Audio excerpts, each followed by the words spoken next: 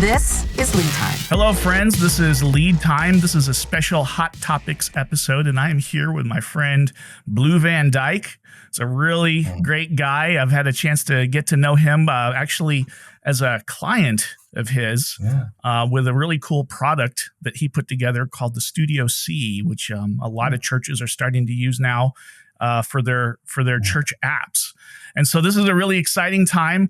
Usually we go right into the topics, but I wanted to spend a few minutes just letting the audience here get to know Blue a little bit, because this is the first time bringing him onto our podcast. So Blue, welcome. Thank you so much for joining me. Thank you for having me. It's an honor. Honestly, you mentioned we know each other as a client. You've been a phenomenal client. So honestly, to be able to even be asked with some of this, I'm really, really honored. So thank you for having me here. Appreciate it.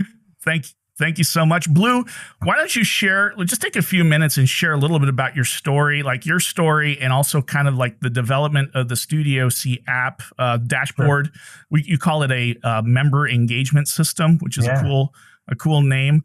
Can you just share a little bit about that story? Yeah, you bet. And I think even to share where it came from, I have to share a little bit of my background. So, prior to starting Studio C, I was executive pastor at a church as well.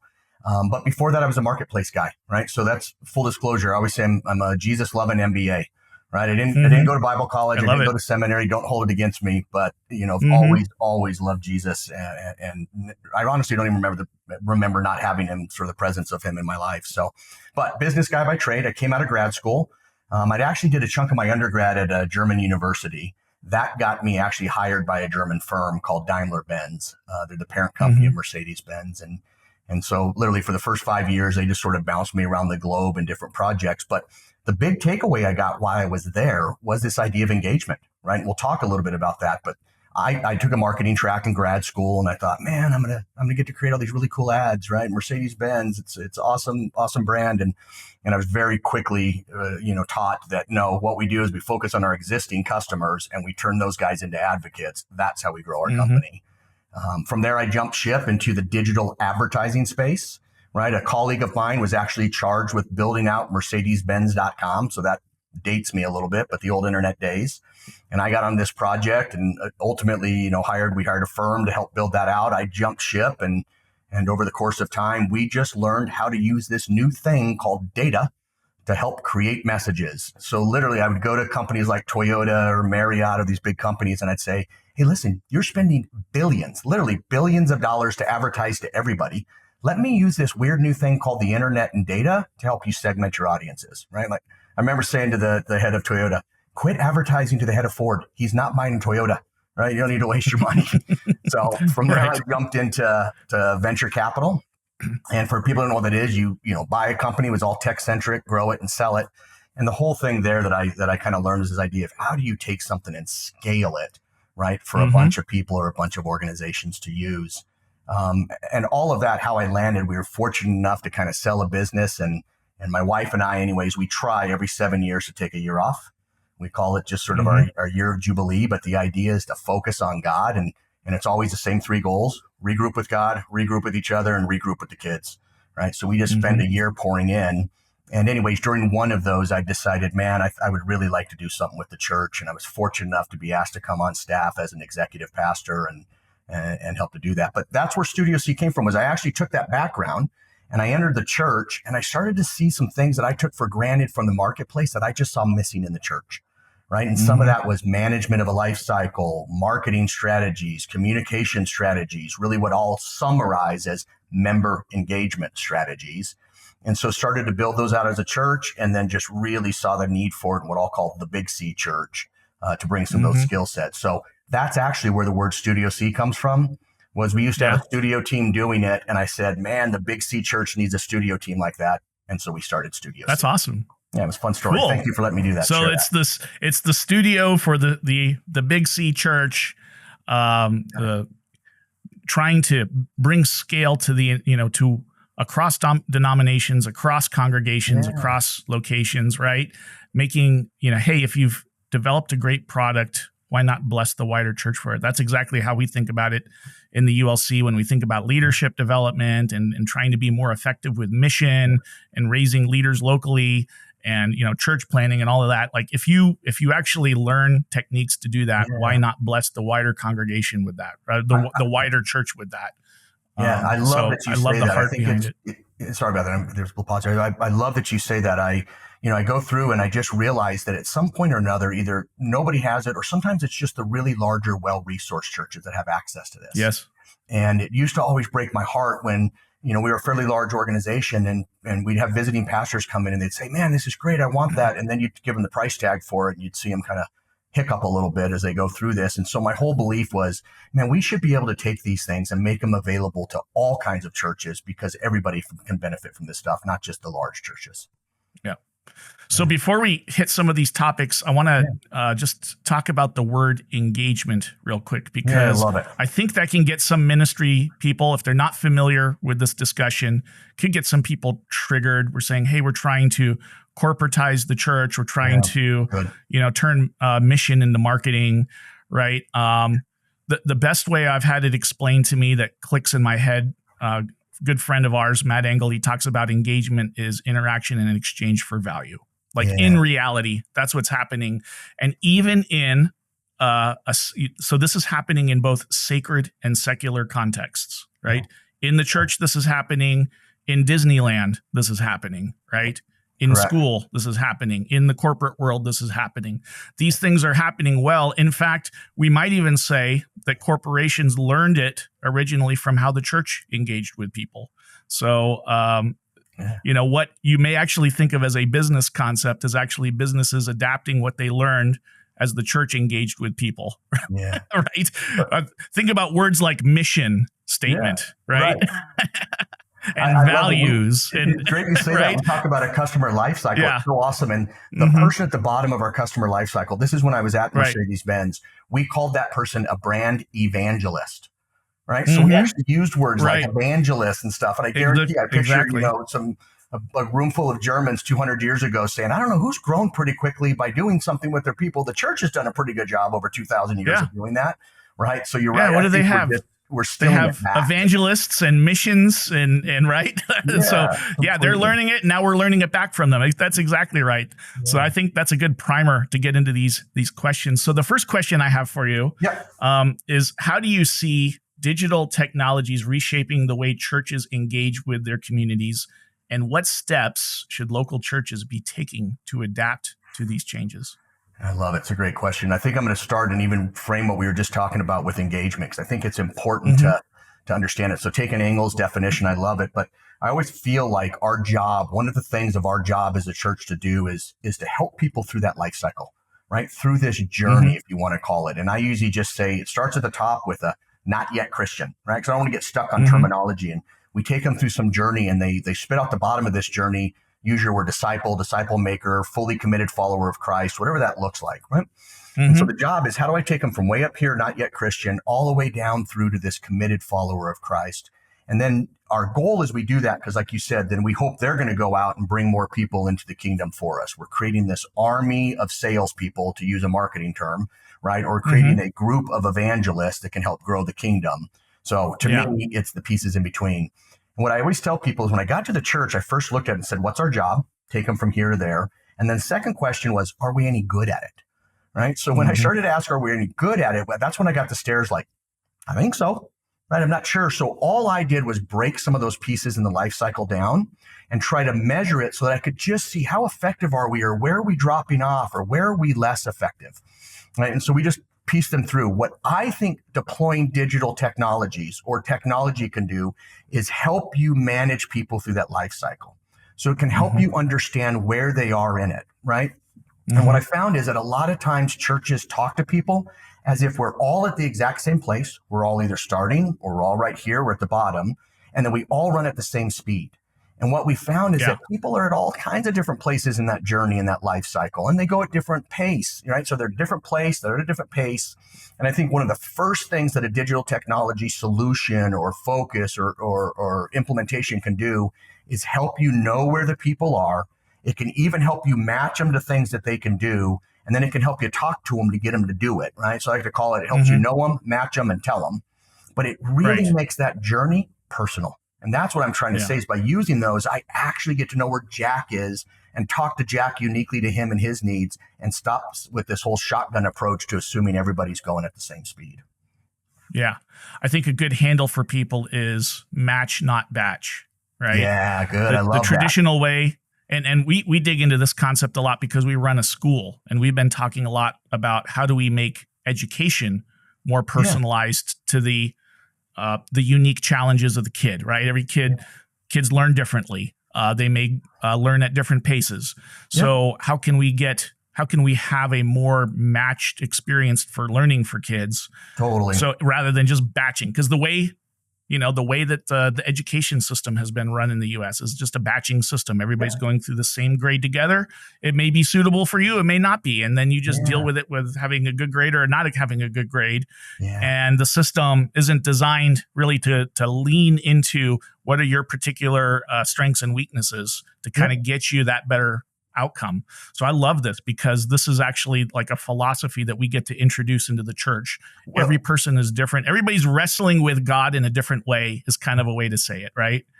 It's great because you're right. I mean, especially if you start looking at all of the spiritual backgrounds from people, where they came from, family structures, they're going to come in with a whole bunch of other baggage or non-baggage or you name it. And then you look at even just the rhythm of life. I mean, we used to laugh. We're like, try to get a single mom with 3 kids under 5 in a small group. Good luck, right? She's got her hands full. So if you know people, it helps you really tailor sort of this approach to the things that we believe are really beneficial for them, right? I used to say that the pieces of your engagement are those things that you hope people participate in, because we just know when they do, the probability of their heart changing for the Lord goes way up, right? So how do I introduce somebody to that when it's right for them based on where they're coming from? But this idea of a tailored journey for everybody, I think of any place, the church should absolutely be one of the few places that does that really, really well. That's awesome. So Jack, I kind of like to think of it sometimes. This is maybe a stretch of an analogy, but I'm going to go with it. Is our job's kind of like a big GPS, is what I say to people. And so, like for any GPS, because I'm trying to get this guy from here to there, and so I used to say, like for any GPS to work, there's a couple things I need to know. First of all, I need to know the destination, like where are you headed. So if you're here in Arizona and you're heading to California and I give you directions east, that's not going to do any good. So I got to know the destination. And to me, that's this journey, a well-articulated engagement pathway or discipleship journey. And then what I need to know is where your starting point is, right? Because if you're heading to California, it's very different if you're starting from Florida or Texas or Arizona or wherever you're at. So I got to know your starting point. And that's where I can use data to kind of understand where you're at in your spiritual journey. And then ultimately, like a GPS, I need some device. I need some way to tell you when to turn right, or when to turn left and what you're doing. And to me, that's where communications kicked in. So I'm going to say that that's what we really are. We're just kind of that's where technology is. Think of it as a giant GPS to help people through their journey, as long as we can know the destination, where they're at, and then we have a way to talk to them and communicate to get them to go there. The beauty, I love this, the beauty of the GPS. I mean, a lot of people are, we're in an age of society where a lot of people don't remember what it's like to use a paper map. Right. or ever had that experience. I've had that experience plenty of times, right? Where I'm driving and I'm looking at this entire big map here. I'm trying to figure out where I'm at this big map. But the beauty of the GPS is it just tells you where you need to go for your next turn. Right? You don't necessarily have to see the entire journey. It's thinking about it for you. Yeah. And you're just figuring out what is my next, what does my next 200 yards look like on the road, right? Yeah. And when that turn comes, it just is a very seamless, hey, don't worry about everything else. Just worry about this next turn that's coming up and make the turn at this turn, right? Right. And I know it's about me. It's not complicated. I've made the communication very easy. Right. And 300 feet, you're turning right. Right. And so it's very personal. I know it's not the guy's journey behind me or the guy in front of me. I don't have to worry about where they're at. I just have to worry about myself. So you're right. I love it. I might steal some of that as I continue to talk about it as a GPS. So thank you. That's good. Anything more to share on that particular topic before we move on? I would just say that there's a couple things to do that I think are important, right? If I were to look at where I would say, how do you go down that path? What are some places where people should do? I think the one thing is you can guide people to these steps, but the steps actually need to be good, right? It doesn't do you any good if you don't have a solid, I'm going to use a marketing term. I love Jesus, but I'm using a marketing term. If you don't have a good product and you drive somebody and say, go right to go to this destination, and your weekend experiences, your small group ministry, or your serving opportunities aren't solid, then you run the risk of actually getting somebody to engage again or leaving it very quickly. So I think you have to have, this isn't meant to be a substitute for having a really good experience and a really good products that are out there with regards to this. All right. I think the other thing is you need a really clear understanding. You'd be amazed at how when I walk into churches sometimes and I say, hey, what is this engagement pathway? And you get 900 different directions, right? So having clarity on that. I don't remember who said this. I'll probably get in, so I don't even try quoting it. But I remember hearing somebody say that, hey, if it's misty at the leadership level, right, then it's a dense fog one layer below that, and it's pitch black the next layer down. So if we are not clear as leaders in the church about what our engagement pathway looks like, it's going to be really difficult for our members to understand it. So I think the next thing that's really imperative is really, really good clarity around what is it that your steps are. I think then if you've got an idea of sort of what we're defining, we've got an idea of where we're going to push them to. I think the next thing is that's when you can start deploying tools to be more efficient and more effective. So that's when you bring the tools in to say, hey, how do I message people better? How do I track some of the data better through all of these? The last thing I'd say that's been really, really helpful is this idea that communicating with somebody is actually a science too, right? And so not being afraid to bring in the skill set of somebody who can communicate and craft messages is important too, right? I usually look at it and I say, somebody's really good at the product. We're really good at our campuses, but we don't spend a lot of time with regards to bringing in the science of messaging. Right? There's a lot of us that went to school just to learn how to send a message. And so you're starting to see at least this idea of comms directors and communication specialists that understand rhythm and strategy and timing and channel management and all of that stuff. I think that's a really nice plus to add to the mix. Yeah. And of course, that can be a challenge for some smaller churches. Yeah. But definitely, I think we're seeing that more and more with churches that have the resources to bring to bear. There's more, and we're going to hit this with our next topic. There's more work being done on actually collecting meaningful data. Yep. There's more accountability to the messaging. Is the messaging actually delivering in the way that we expect it to deliver? Now we have the opportunity to refine. So let's move on to our next question. How should congregations approach data analytics to enhance church member engagement? Yeah. And what are some key insights you've discovered through the development of your platform, the member engagement system, the Studio C? Yeah. I would say the first thing is, one, as an organization, you have to make a decision about how you feel about data. Okay. So, because there are mixes, some people think if you use data, it's a form of manipulation. And so you've got to test your heart on this. Do I want this data because I want something from them? Or do I want this data because I want something for them? And that was a litmus. I would say data is not a sin. Right? That's my starting point on this. Unfortunately, I don't have the divine powers to know how many times a woman at the well is married. I have to sometimes use data to understand that so that I can shepherd her better and resource them better. So I think the first thing that we have to do is say, hey, how do we feel collectively about the use of data as an organization and get clarity as an organization or a leadership group on that, right? I used to always say, what I'd ask our folks is, if you knew, what would you do? Okay, so don't ask me for a data set if you don't have a plan to shepherd somebody with it or point them to a program or drive them with it. So if you knew, what would you do? If you knew on your own, means you want something. If you knew so that you could actually support and lead and guide and care for somebody, then I'm all for the use of that kind of data. So I think that's the first starting point, is decide your approach or an organization's approach to the idea of how we're going to use data. Yeah. I want to pause on that real quick because there's a psychological component to this. And this was kind of an aha for me. Let's just say in a smaller church, a church may decide to take attendance just by having somebody who just like marks people's names off as they show up. Oh, here's Joey, here's Sally, here's Bobby. And they're just marking it off on a piece of paper as they see people coming in. And I've seen churches do that. Yeah. And it's actually very effective if you got a small enough church where you know people and you can actually identify new people really quickly. If that, you got a person that does that. Now, let's say you got a camera set up, and instead of a person checking names off, you got a camera and it's using AI to recognize people's faces and recording them present. Right. People feel less comfortable with that. Yeah. Even though you're doing literally the exact same thing. Same thing. Isn't that interesting? It is. Yeah, I think there's something about that feels like the eye in the sky and a little bit of Big Brother or Mm-hmm. something of that nature that does it.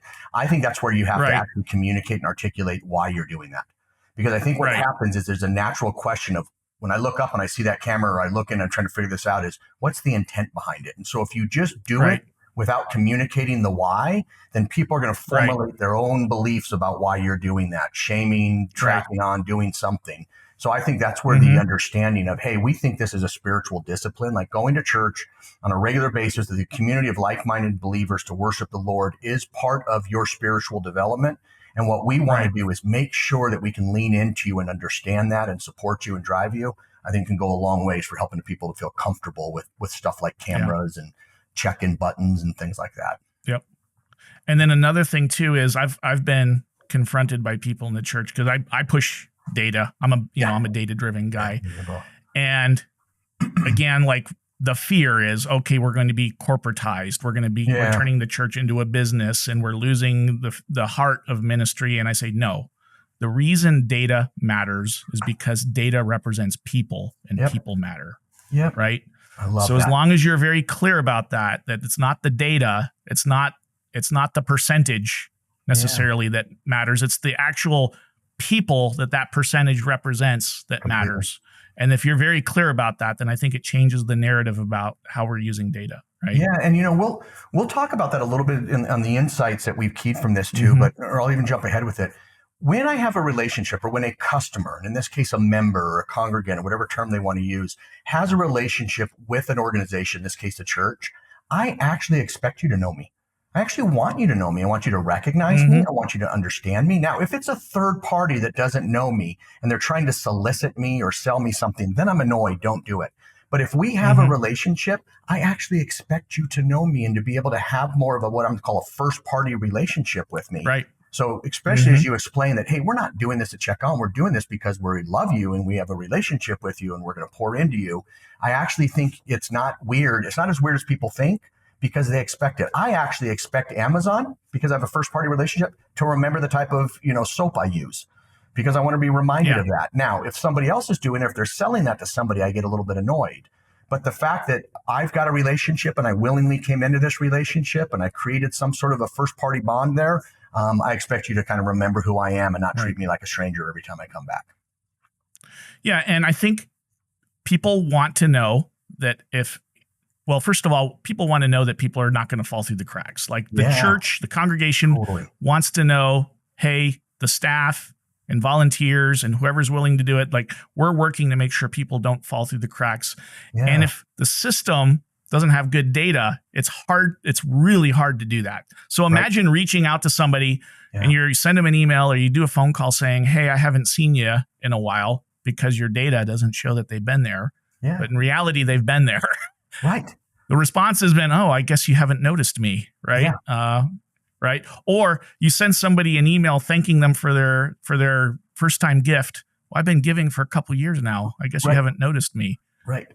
That is a connection fail that's caused by having really poor data about somebody. It's great you say that. I used to say that actually a bad message, right, is not neutral. It's counterproductive, right? A wrong message is counterproductive. And, I told a story a long time ago that when I was on staff, even I'd been with the church and I got an email that said, hey, it's group season. Time to sign up for group. I actually printed it out and wrote on there, been in a group for 16 years, right? Been leading one for 11 years. I was like, this email just said, my church still doesn't know me after 16 years. Right. And so a negative email is actually counterproductive. I used to tell, folks that you'd be better off to say nothing than to say something dumb. Right. So let's not, and some of them can actually be, some of them are funny. I had a church, that they had some funny ones. A gentleman got an invite to a breastfeeding class and he was like, what is this? And we all laughed about it. Right. But I had one lady and she wrote this to us that her husband had just passed away and the church did the funeral, did the memorial service. And the very next day she got an email that said, you're going to have the best year of your life. Right. And she just felt like, yes, you just did the funeral for me yesterday. Right. So that was actually a little bit wounding. So that's just, I give those examples to say it can actually be really counterproductive if we're not careful using the right data, to send out. Yeah. And I've had that too, where we were inviting couples to like date night ministry. And it turns out we had some widows on there that we didn't do a diligent job to clear that off. Right. That was very awkward, right? So yeah, One not of the other having a things that I good think, handle of your data can cause a relationship fail. So you have to be super diligent with it. and I would say if you ask me like how to approach data, I would take it in these 4 stages and probably in this order, right? And the first one I just call data enrichment. So data hygiene and enrichment. And I think if somebody's going to start tackling their data, the first place I would start with is how clean is your data, right? And where are you missing things? So there's a lot of ways you can do that. That's not weird to say, hey man, we don't even know birth dates. We don't know wedding anniversaries. We don't know baptism anniversaries, things that allow you to recognize somebody. We don't even have that. So if somebody comes to me and says, where should I start if I'm ready to dive down this use of data path? I would say start by hygiening, cleaning, and start by enriching, getting more information about your data, right? And then the second place I'd go right after that is I would say, now visualize that data. Put that data in a format so you can actually, or somebody can look at it and start making some decisions off of, right? It's nice that it's there, but if I can't see it in a way that helps me pull a lever or make a decision for a particular area of the church or the organization, it kind of doesn't do me any good. It's just cute. And churches are sitting on a plethora of data that they're not using to make wise decisions off of.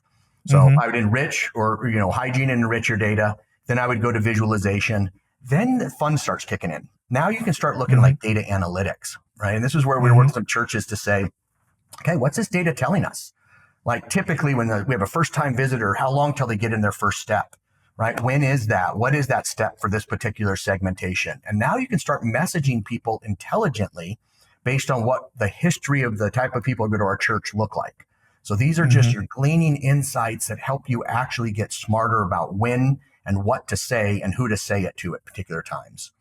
And then I would say 4, and this is way down. It's a reason it's number 4, is I think you can start using all of that to predict future behavior, right? And this is the part that usually makes people a little wigged out when we talk about it. But I think ultimately what you want to get to is this idea is, hey, how can I use this information so that we can see? And one of the campaigns we worked, with some churches on is we wanted to predict who was going to leave the church 6 months from now so that we could talk to them today. And I'll tell you where this came from was, we at a church we were working with, we had new first-time visitor numbers and they were really good. So we're all kind of high-fiving each other. And I remember thinking, we got good numbers on first-time visitors and we have horrible numbers on attrition, on who's leaving. So I dove into that and I said, I got to figure this thing out. And turns out we were still losing a fair amount of people. We were growing, but we were losing these many people, right? So Pastor Blue was like, where are we losing to? And then Marketer Blue was like, we spend a lot of money to acquire people. What are we doing to lose them? How are we pouring into them? What are we doing? And so long and short, I found out that we would wait until almost 6 months. If we had no contact with somebody for 6 months, we would finally reach out and talk to them. And I said, guys, and when we talked to them, we would hear things like, man, the church has now gotten so impersonal that you just proved it because I've been gone for 6 months and nobody's reached out to me. So I remember bringing everybody in. I was like, man, I don't want to call people 6 months after they're gone. I want to call them 6 months before they go. So to me, level 4 is when you can start doing some predictive campaigns like that to help really inform your messaging. Have you seen, what would you say are some of the key markers that start to predict that somebody may be dropping off their membership from the church? Like, what do you think churches should be looking at to try and find those patterns? Yeah, it's great. So these models are really complex so I don't want anybody to take one attribute and think, they're leaving the church, right? That could also be a bad message, like, hey, you stopped groups, you're leaving. But most of the time, what we found is the people who left our church fell into like one of 3 categories, right? And those categories are what we call a change in family status. So that means there was a death or divorce. So you can look for some of that. There were healthcare reasons, and there was a change in financial status. So that was kind of the reasons. And the things that we looked for that showed something was happening was just that a drop off in attendance is one of the very first things that you can see. If somebody had a regular attendance pattern where they're showing up 3 out of 4 weekends in the month, and all of a sudden they're down to 1, that's a clear indication that there's usually something that's going on in their life. Stop and giving was a big one. If you had somebody who had traditionally been a regular, giver, or somebody that was a recurring giver, to see that drop was a big indication. Right. And then another one was what we would call overall decrease in engagement. So an engagement may be a kid check-in. It may have been going to a camp. It may have been showing up at an event. We track all of those as technically what's called an interaction.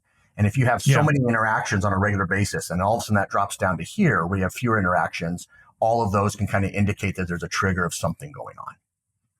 Wow. That's But very usually it's a insightful. And combination of again, all of none of those things mean that they will drop off. It just Nope. means that there's a higher risk or a probability that there's a prediction is just basically a statistical model, just saying there's a higher chance that there may be something going on here that we need to look at. Yeah, Yeah. agreed. And you know what I think it does for you too is all of this, like you're saying, it helps you plan better. I'm listening to you say that. It Right. doesn't mean that you automate a response from somebody, but now you can be smarter about how you approach different things, programs that you offer, times that you offer, people you invite that to, and at least begin to have a dialogue with it. I just think having data, I don't know how to say this, data is not the thing. Data is the Right. thing that should support the thing. It should be the thing Yeah. that helps you with your thing, right? Helps you do your thing So that better. I think that actually hits our last question here, right? Sure. Because critics argue that an over-reliance on digital tools can detract from personal or face-to-face interactions, which are very essential for building church communities. In our context, we don't think of the church apart from a gathering of people. It is the people that makes the church. It's not the building. It's the community. And if you don't have community, then you don't have church, right? Yep. That's just like literally what it means theologically. So from your perspective, do you believe these arguments have merit? And if so, how should that impact our digital strategies? Yeah, that's great. You're right. That does kind of key into that. Yeah, I think they have merit. I'll be honest. I think they have merit if organizations particularly try to go exclusively digital. I've always felt that a digital communication was meant to enhance face-to-face communication. And here's how we handled it for me when I started this thing and this is where it hit me quite a bit is we used to have Saturday services and Sunday. I would attend on Saturday and I'd go hit some of our campuses on Sunday and I'd stand out front. And while I'm standing there, I'd look for somebody that I know, right? And as they come up to me, I'd grab their hand and I'd shake their hand and then I would ask them about how they're doing. And I fundamentally think part of the insights when you meet somebody, what they're looking is to be recognized and encouraged. Those are the two primary things I think we're supposed to do with our members. Hey, so when I'd see them, I was like, hey, Bob, how are you? How's Betty? What are the kids up to? Did he finally graduate? That's great. Why aren't you leading a small group? You know we need guys like you to get out there and lead. Why aren't you doing that? So I'd recognize him and I'd encourage him to do something in his faith more. Right. And it was all the time. So I'm doing that face to face and it's really effective and it's great. But while I'm doing that, 42 people blew by me on the side. And all I could think was, who's talking to those guys? Right. Who's having that message? So when I came back to my team, I said, guys, I want a digital version of that handshake.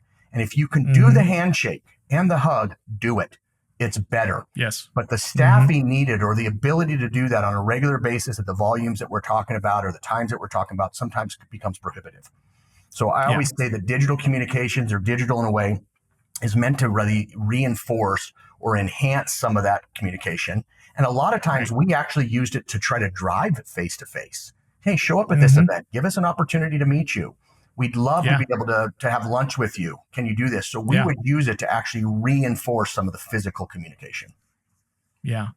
And again, like when you started talking about maybe some of these predictive patterns, what are you predicting for? Well, you're actually trying to predict for a situation in somebody's life where they actually need maybe more relational connection with somebody. If they've gone through a divorce, they may be in need of a much, much higher level of pastoral care for a season. 100%. And they're not telling anybody, but it shows up in the data, right? And so there's an opportunity using data to actually make that relational interaction happen if we know what we're doing and if we're thoughtful about it, right? Yeah. Another example is like there's very few people that are going to take on a leadership role because you send them an email. Right. Committing to a leadership role is a relational process. It's getting to know 100%. somebody. It's having a conversation with somebody. It's actually, yes, there are assessments that people can do, and you can publish leadership opportunities, but to really have somebody commit to something, that's a relational process. I couldn't agree more. And what's funny about it is we actually started to do some A/B testing on how we were communicating with people. And when we did this campaign about people that we thought were going to leave, I actually put them into three categories. One, don't hate me, I did a control group. So we didn't communicate. We just kind of tested to see if our data was valid, if they were going to actually leave. Right. But then 1/3 of the group I had pastors make phone calls to, and 1/3 of the group we sent digital messages to. Now, remember, they're in crisis right now. Something's going on. And what we found is that people responded to the digital messages at a higher rate than they did the phone calls. And I think one, people don't like to pick up their phone anymore, right? There's a nervousness associated with it. And then there's a sense of, I want some anonymity. I'm a little bit embarrassed, right? I've got to file bankruptcy. I don't even know what's going on, and I don't know to do that, but I've got a digital message that miraculously understood something, offered me scholarship to FPU or benevolence or whatever was going on. Now, all of a sudden, I feel like, wow, I can engage with this because it's not as embarrassing. So I think it does help us connect with people that may be reserved or hesitant to do so, with a phone call or live, but it certainly helps us identify these people better so that we can, interact. We did this one. I just want to show you, maybe think of it when you said divorce and they were going through stuff, is we actually worked with a church where we were doing a marriage conference, and we were bringing in, it was the parents who were doing a fight night, right? And so we decided that this was actually, we're gonna use data to talk to people who don't go to our church. So we hired a company to help draw a radius around each of our campuses by 5 miles and give us a list of people that they predict would be divorced in the next 6 months. Okay. And so what we did is we then sent social media, campaigns or ads out to these people of, hey, you've tried everything else. If you tried the church, we'll scholarship you, we'll pay for the conference. Click here and get your free tickets. We had like 1,200 people sign up for a marriage conference at a church that had never been there before. Right. And now all of a sudden, because they signed up for tickets, we now had a first party relationship. So now we're able to send them messages of like, hey, if you thought the conference was good, you should try our small groups and you should try this. But to me, these are people that were desperately in need that hadn't automatically gone to the church as a place of support. And it was data and a way to deliver the message that allowed us to kind of build a rapport and a relationship with these people. So it's huge. Right. I've said this to a lot of churches as they're thinking about like, how do we address felt needs in the community and why do we do that other than just like preaching, right? It's like, there are lots of families out there. They don't care about your invitation to church. They just don't care about it. Correct. But they care about their marriage.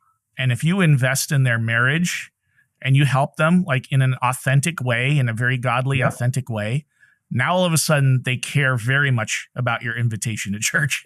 Right? It's a shift in relationship, right? Completely. So like what you say is, we've been talking this whole time about a personalized message, but I think it's a personalized and a relevant message. Yes. And that's the important part. I can say, hey, Jack, how are you? Do you want to go to the basket weaving? I've got it personal, but it's irrelevant to you. It doesn't matter. Right. But if now I know you and I'm inviting you to something that matters to you, whether that's a marriage conference that you're felt with, this felt need you're talking about, now I've hit both of those, personalized, me, and irrelevant, that you can help me and lean into me. And if we can tackle both of those, I think you can make some really good headway. Amen. Yeah. Well, anything more to add to that, Blue? I think we're getting around in the corner here. The end of this conversation has been really exciting. If people wanted to get a hold of you and maybe learn more about your platform, the Studio C, what would be the next step? Oh, thank you for that. The best place is our website. It is. So it's thestudioc.org, O-R-G. So thestudioc.org.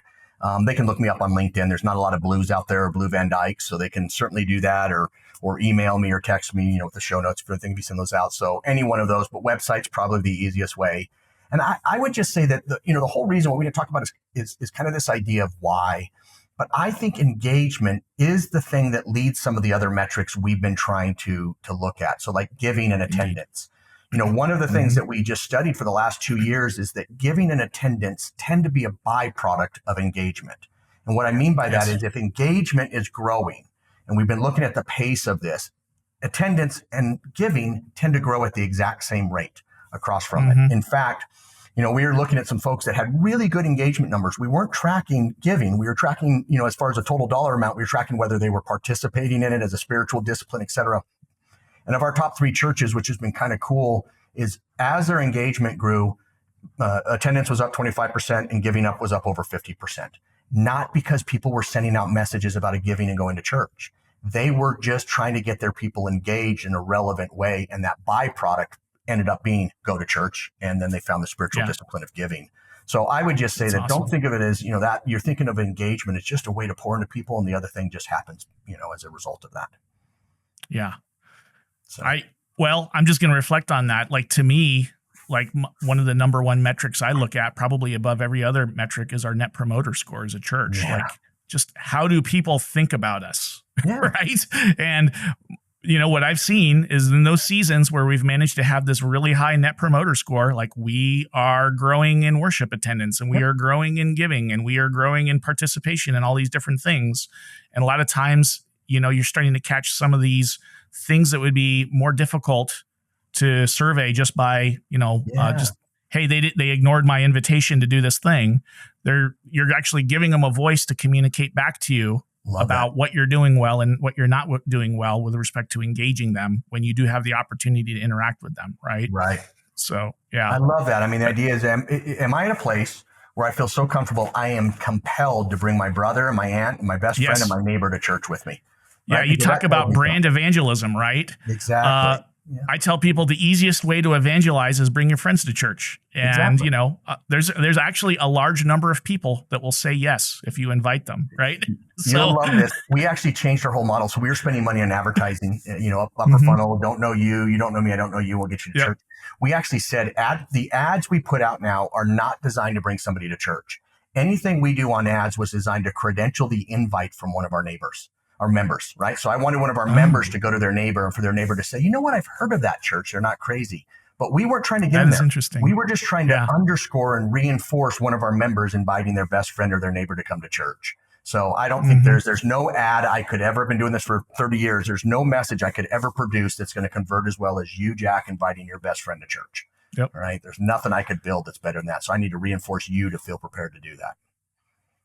This has been a fascinating conversation on the topic of data and engagement. And, Blue, I hope I have another chance to bring you on here again, because there's a lot more I think that people can talk about and dig into, especially in this concept of engagement and how to think strategically with your digital tools. Blue, I'm going to continue to pray for your ministry, because what you're doing is a big blessing for the wider church. And I hope many other churches have an opportunity to take advantage of your services. Friends, this has been Lead Time Hot Topic. We hope you had a great time with this conversation. It is a great day. Make it a wonderful, beautiful, excellent day with the faith and joy and peace that comes from our Lord and Savior Jesus Christ. Take care, brother. Thank you, Jack. Appreciate it, sir. Bye-bye. Yep. You've been listening to Lead Time, a podcast of the Unite Leadership Collective. The ULC's mission is to collaborate with the local church to discover, develop, and deploy leaders through biblical Lutheran doctrine and innovative methods. To partner with us in this gospel message, subscribe to our channel, then go to theuniteleadership.org to create your free login for exclusive material and resources, and then to explore ways in which you can sponsor an episode. Thanks for listening, and stay tuned for next week's episode.